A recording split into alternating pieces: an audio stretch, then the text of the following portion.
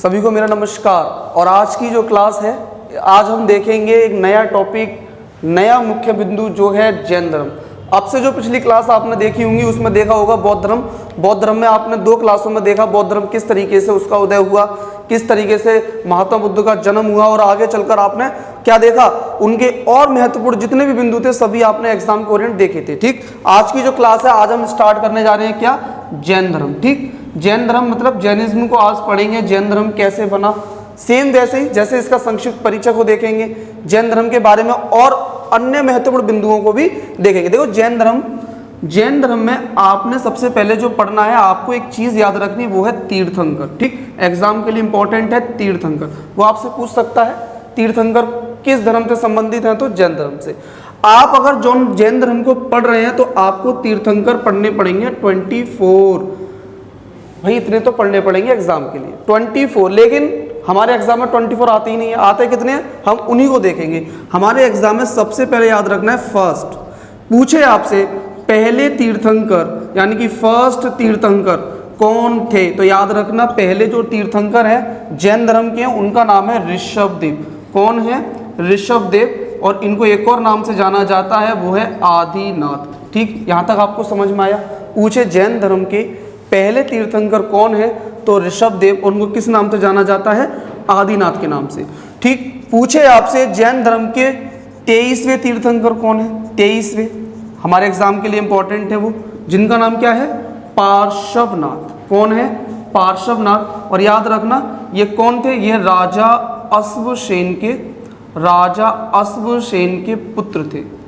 ठीक, और राजा अश्वसेन थे कहाँ के भाई, ये बनारस के थे। याद रखना राजा अश्वसेन के पुत्र थे। और जो 24वें तीर्थंकर पढ़ने हैं, ठीक, कौन पढ़ने हैं, 24वें जो तीर्थंकर पढ़ने हैं उनका नाम है महावीर स्वामी। ठीक, और जो महावीर स्वामी हैं इन्हीं को एग्जाम के लिए क्या कहा गया है, इन्हीं को कहा गया है वास्तविक संस्थापक। He was the actual founder. ठीक, ये वास्तविक संस्थापक हैं कौन से धर्म के, जैन धर्म के। पूछे महावीर स्वामी, फिर ऋषभदेव कौन है, ऋषभदेव बता देना, ये संस्थापक है।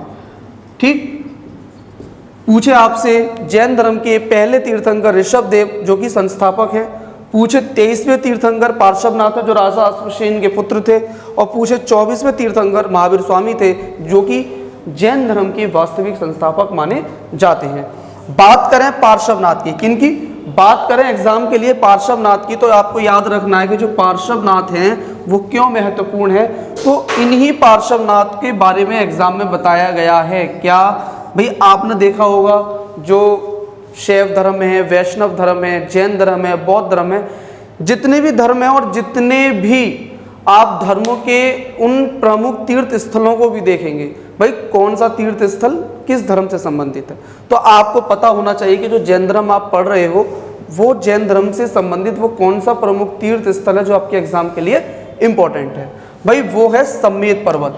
कौन सा पर्वत, समेत पर्वत। याद रखना इसी समेत पर्वत पर जो पार्श्वनाथ हैं, जो 23वें तीर्थंकर है जैन धर्म को, उनको क्या, उनको निर्वाण प्राप्त हुआ था। और ये समेत पर्वत कहाँ है, ये झारखंड में है। झारखंड एक राज्य है भारत का, और झारखंड के एक जिला है, उस जिले का नाम है गिरिडीह। ठीक, कौन सा, गिरिडीह जिले में इनको क्या प्राप्त हुआ, निर्वाण प्राप्त हुआ। तो याद रखना समेत पर्वत एग्जाम के लिए इंपॉर्टेंट है। और इसी समेत पर्वत पर हाल ही चर्चा में रहा होगा, सुप्रीम कोर्ट ने इसे क्या, इसे एक तीर्थ स्थल के साथ साथ एक यात्री जो आप घूमने फिरने जाते हैं उस पर रोक लगा दी गई है। इसी बात को लेकर ये चर्चा में भी रहा था। ठीक, तो पार्श्वनाथ समेत पर्वत याद रखना झारखंड में है और ये गिरिडीह जिले में पड़ता है। ठीक, आगे बात करें और क्या किया पार्श्वनाथ ने, पार्श्वनाथ ने क्या दिया था, पार्श्वनाथ ने कुछ महाव्रत बताए थे।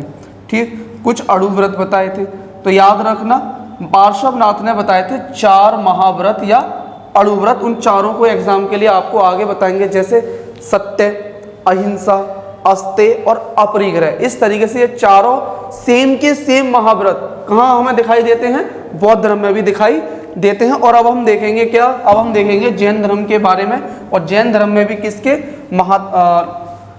बारे में देखेंगे हम देखेंगे जैन धर्म के 24वें तीर्थंकर महावीर स्वामी के बारे में। तो आपको हेडिंग डालनी है महावीर स्वामी, और महावीर स्वामी का संक्षिप्त परिचय देखेंगे आप कि महावीर स्वामी का जन्म कब हुआ, कहाँ हुआ, कैसे हुआ। ठीक, तो महावीर स्वामी का जन्म आपसे एग्जाम में पूछे ये कौन से ईयर में हो रहा है, तो आप बता देना। देखो, दो डेट एग्जाम में हमेशा विवादित रही हैं, याद रखना दोनों ही डेटों को एग्जाम के लिए। 599 BC यानी कि 599 BC या फिर 540 BC। ठीक, याद रखना महावीर स्वामी का जन्म पूछे तो 599 BC या फिर 540 BC। वही वो आपसे ये पूछे भाई स्थान कहाँ पर है, तो स्थान भी बता देना एग्जाम में, वो है कुंडग्राम।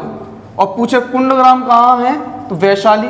और भैया पूछे वैशाली कहाँ है, बिहार। और बिहार पूछे कहाँ है, इंडिया में है। ठीक, अब इससे आगे नहीं है, इतना याद रखिए बस। अब स्थान पूछे कुंडग्राम और वैशाली। पूछे इनके पिता का नाम क्या था, तो इनके पिता का नाम था सिद्धार्थ। क्या नाम था, सिद्धार्थ। और वहां सिद्धार्थ कौन थे बौद्ध धर्म में, वहां सिद्धार्थ खुद महात्मा बुद्ध जो थे, जो लॉर्ड बुद्धा थे, उनका ही बचपन का नाम क्या था, सिद्धार्थ। और यहाँ सिद्धार्थ कौन है भाई, महावीर स्वामी के पिता का नाम है। पूछे सिद्धार्थ ये कौन थे, कहाँ से थे, तो याद रखना ये वज्जी संघ के प्रधान थे, मतलब मुख्य यहाँ के फेमस प्रधान थे। ठीक, पूछे इनकी माताजी का नाम, इनकी महावीर स्वामी की, तो इनकी माताजी का नाम था, लिख लेना त्रिशला। क्या नाम था, त्रिशला था। और ये त्रिशला एग्जाम के लिए बहुत ही इंपॉर्टेंट है, वो इसलिए है क्योंकि एग्जाम में पूछा गया है, क्या पूछा गया, वो ये पूछा गया है कि ये लिच्छवी राज्य के जो एक व्यक्ति थे जिसका नाम है चेटक की बहन थी। ठीक, यहाँ तक समझ में आया, ये लिच्छवी राज्य के चेटक की बहन थी। और क्या पूछ सकता है, महावीर स्वामी की पत्नी का नाम आपसे एग्जाम में पूछ सकता है, तो याद रखना उनका नाम था यशोदा। क्या नाम था, यशोदा, याद रखना। पूछे इनकी बेटी का नाम, इनकी पुत्री का नाम, और वहां पर आपने महात्मा बुद्ध को पढ़ा तो वहां उनके बेटे का नाम था राहुल, और यहाँ महावीर स्वामी की बेटी का नाम याद रखना, उसका नाम था प्रियदर्शना। क्या नाम था, प्रियदर्शना। और प्रियदर्शना को एक और नाम से जाना गया है, वो है अड़ोजा। एग्जाम में आया हुआ क्वेश्चन है, याद रखना। ठीक, पूछे पुत्री है, इनका दामाद भी था, सन इन लॉ भी था, जिसका नाम था जमाली। और इसी एग्जाम में आपसे पूछे कि महावीर स्वामी का इनमें से कौन सा व्यक्ति ऐसा है जो उनका विरोधी था, तो वो कोई और नहीं, महावीर स्वामी का दामाद जमाली ही था। ठीक, इसी तरीके से महात्मा बुद्ध में भी उनका एक विरोधी था जो कि उनका चचेरा भाई था, जिसका नाम था देवदत्त। याद रखना इस बात को। ठीक, तो इनके दामाद का नाम क्या था, जमाली था। अब बात करेंगे मुख्य चीज इनके गृह त्याग की, इनको निर्वाण ज्ञान कहाँ प्राप्त हुआ, अब हम उस चीज को देखेंगे। और फिर हम देखेंगे महावीर स्वामी की जो मृत्यु, यानी कि जो महापरिनिर्वाण तो वो बौद्ध धर्म में था, इनकी यहाँ मृत्यु को देखेंगे वो कहाँ पर हुई थी। ठीक, तो आगे देखेंगे महावीर स्वामी को जो गृह त्याग हुआ वो कब हुआ और कैसे हुआ। ठीक, तो महावीर स्वामी के बाद गृह त्याग की करें। ठीक, बौद्ध धर्म में महात्मा बुद्ध ने 29 वर्ष की आयु में गृह त्याग किया था। वहीं महावीर स्वामी ने कितने वर्ष की आयु में किया है, इन्होंने 30 वर्ष की आयु में किया। कितने वर्ष की आयु में, 30 वर्ष की आयु में। एक चीज समझ में आई। दूसरी चीज क्या समझनी है, इन्होंने भी किसी से आज्ञा ली थी। इन्होंने किससे आज्ञा ली थी, इन्होंने अपने बड़े भाई, भैया अपने बड़े भाई से आज्ञा ली। इन्होंने अपने बड़े भाई से आज्ञा ली, और आज्ञा लेने के बाद ये घर से चले गए हैं, गृह त्याग इन्होंने कर दिया। और इनके बड़े भाई का नाम क्या था भाई, एग्जाम में पूछ ले, तो इनके बड़े भाई का नाम था नंदीवर्धन। क्या नाम था, नंदीवर्धन। पूछे नंदीवर्धन कौन थे, तो महावीर स्वामी के बड़े भाई थे, और इन्हीं से आज्ञा प्राप्त करके ये इन्होंने गृह त्याग किया था। तो आपको समझ में आया, 30 वर्ष की आयु में नंदीवर्धन से आज्ञा प्राप्त करके इन्होंने गृह त्याग किया। फिर इन्होंने क्या किया, इन्होंने 12 वर्ष, कितने वर्ष, 12 वर्ष कठोर तपस्या की है। इस बात को याद रखो। कहाँ की, ये भी एग्जाम के लिए इंपॉर्टेंट है भैया।